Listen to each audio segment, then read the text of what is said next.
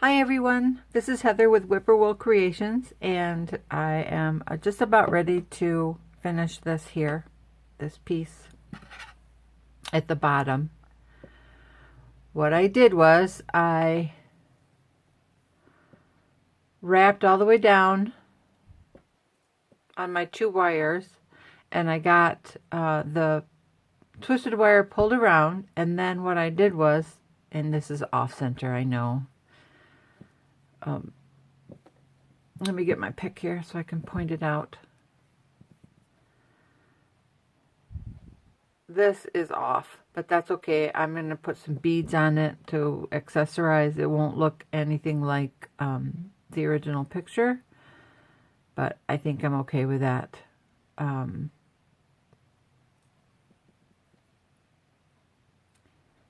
I got it to the point where I was about right to here. And then I took my ruler. Oops, sorry, I didn't mean to hit the camera. And I kind of like eyeballed it down the center, and then I took my marker and I did a little hash mark right here where it's black, so that was the center point. And then I took my cutters and I sliced it off just a tidge at a time. What I did was I like snapped it here, and then I pinched it off a little more, and then I nudged this other piece in. I was cutting off these wires, and then I pulled this piece up like that so that it was nice and close, and then I snipped it off again. And I'm just pushing that in. And then I just took my pliers and I pinched it a little bit just to get them neat and tidy. And then I finished wrapping this side, and I pulled it up through, pulled the wire through here and then back here, just to give it a nice tight ending. I don't know what I'm going to do with this yet, but I'm assuming I'm going to use my beads. But I want to do this last piece right here. So I'm going to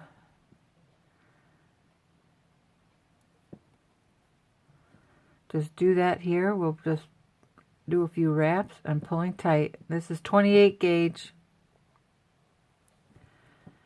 Not sure if I would suggest using 28 gauge or not. If you're good at it, that's fine. I've broken it a couple times pulling too tight. But with that said, it's because I usually do 26 gauge. I like the look of 26 gauge. And then if I have to lash anything, then I come back with my 28 gauge to lash pieces down. It's easier to get a 28 gauge through a 26 gauge weave. One thing you want to be careful of, and you see this piece right here? See that piece right there? Can you see? I hope so. It's sticking up. It's not smooth.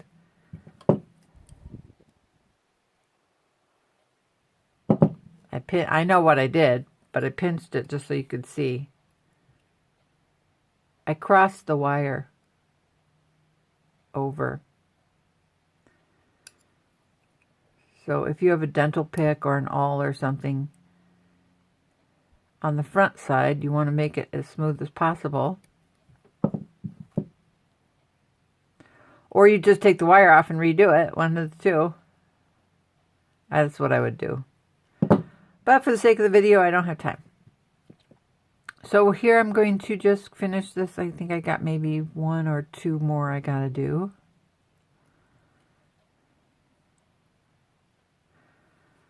And this is done if you don't have a torch and a soldering tool. So now I've got that all on. I'm going to come back around on the other side of that wire.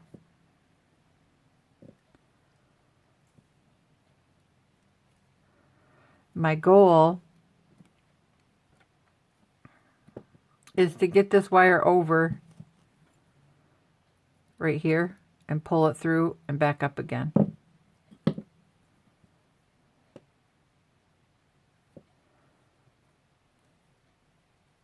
And I have no idea how the original piece was made. I'm just doing this because this is what I think I can do to accomplish what what Alina did, or Alina. I wish I knew how to pronounce her name. So I'm sorry, Alina, if I butcher your name. Her last name is Panduru.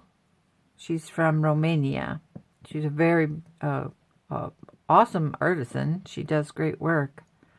The pictures are limited, so I'm not sure exactly how she did what she did.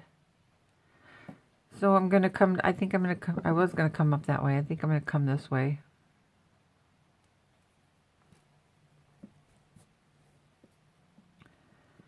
Make it a little better ergonomically correct for my hand. Okay, now I'm going to pull this tight.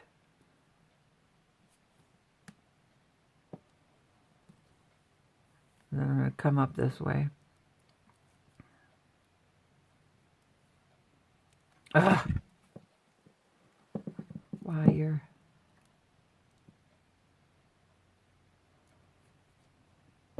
Okay.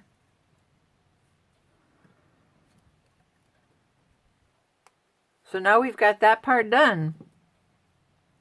Next thing we're going to do is affix some kind of a bead. That part you guys can figure out, right? I really wanted to do this mossy green Swarovski crystal right here.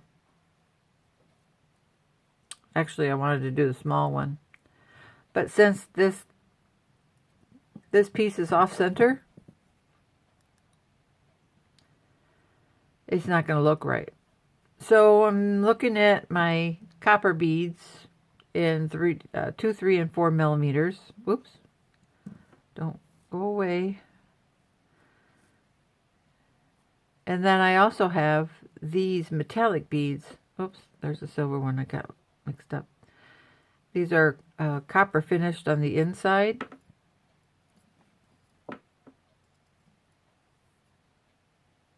It's got a copper metallic look to it. Then there's actually, these are glass beads. I think they're Czech. Here's one that's brass or bronze looking. Here's a gold one. So I thought I might just play a look at them. This one looks like hematite. I think it's just, like I said, a coating, because these are just Czech glass beads. So I'll just play around, see what I like best, and I'll show that in the next video. But anyways, if you don't have a torch and you don't know how to solder, this is one way to get that effect. And if it doesn't look the best when you join this right here, don't worry, because these are going to come down and wrap around some way. Trying to figure out a way to do that without the torch. I have one. I want to be able to show you guys how to do it if you don't. You don't have to run out and buy all these tools. So that's it for this one. And I thank you for joining me.